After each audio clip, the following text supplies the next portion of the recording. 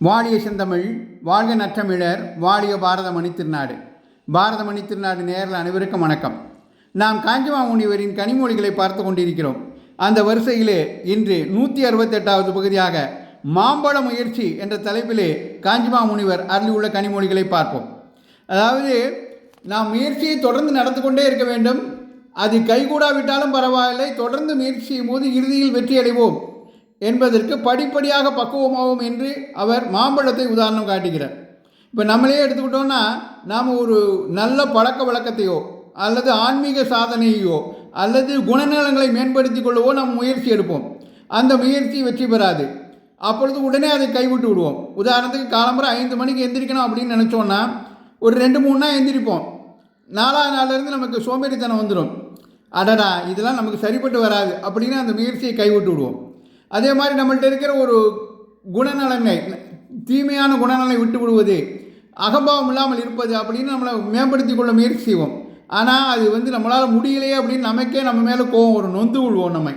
அப்படி சில சமயம். அதே மாதிரி சில சமயம் என்ன ஆகும்னா, ஆன்மீக சாதனை பண்ணுவோம், தியானம் பண்ணணும்னு ஆரம்பிப்போம். தியானம் பண்ணும்போது தான் ஊருலாப்பட்ட நினைப்பெல்லாம் வரும். தியானம் பண்ணுற முயற்சியே கெட்டுப்போகும். ஆக நம்மால் இதெல்லாம் முடியாது என்று ஒரு சமயம் விரக்தி அடைவோம். அதற்கு மாற்றாக படிப்படியாக பக்குவமாவோம் என்று காஞ்சிமா முனிவர் மாவடுவிலிருந்து மாம்பழமாகும் அந்த முயற்சியை நமக்கு வர்ணிக்கிறார். ஒரு மாம்பழம் என்ன செய்யுது? முதல்ல வடுவாக இருக்குது. வடுவாக இருக்கும்போது துவர்க்கிறது. அதுக்கு பிறகு கொஞ்சம் கொஞ்சமாக பெரிதாகி காயாக மாறுகிறது. காயாக மாறும்போது அது புளிக்கிறது. அடுத்தாப்பில் கொஞ்ச நாள் கழித்து அது பழுக்க ஆரம்பிக்கிறது. பழுத்த பிறகு அது என்னாகிறது? இனிமையே நிறைந்த, மதுரமே நிறைந்த பழமாக மாறிவிடுகிறது. அது அடடா, வடுவாக இருக்கும்போது ஐயோ நான் துவர்க்கிறேனே, என்னால் என்ன பயன் என்று அது நொந்து கொள்வதில்லை. காயாக இருக்கும்போது புளிக்கிறேனே, இந்த புளிப்பினால் யாருக்கு என்ன பயன் அப்படின்னு தன்னைத்தானே அது கடிந்து கொள்வதில்லை. என்ன செய்கிறது?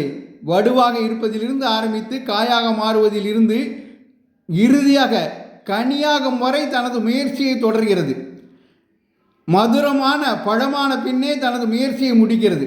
அப்படியே தான் நாம் எடுத்த காரியம் யாவிலும் நாம் இடையிலே வருகின்ற சறுக்கல்களை எண்ணி கலங்காமல் தொடர்ந்து முயன்று கொண்டே இருந்தால் அந்த மேன்மையான நிலையை நம்மால் அடைய முடியும் என்பதை இந்த மாம்பழ முயற்சியின் மூலம் நமக்கு எடுத்துக்காட்டி படிப்படியாக பக்குவமாவோம் என்று நமக்கு அறிவுறுத்துகிறார் காஞ்சிமா முனிவர். அவர் காட்டிய வழியில் நாம் நமது குணநலங்களை மேம்படுத்திக் கொள்வதிலும் சரி, நமது பழக்க வழக்கங்களை உயர்த்தி கொள்வதிலும் சரி, ஆன்மீக சாதனைகளை புரிவதிலும் சரி, அவர் காட்டிய வழியில் பயணிப்போம்.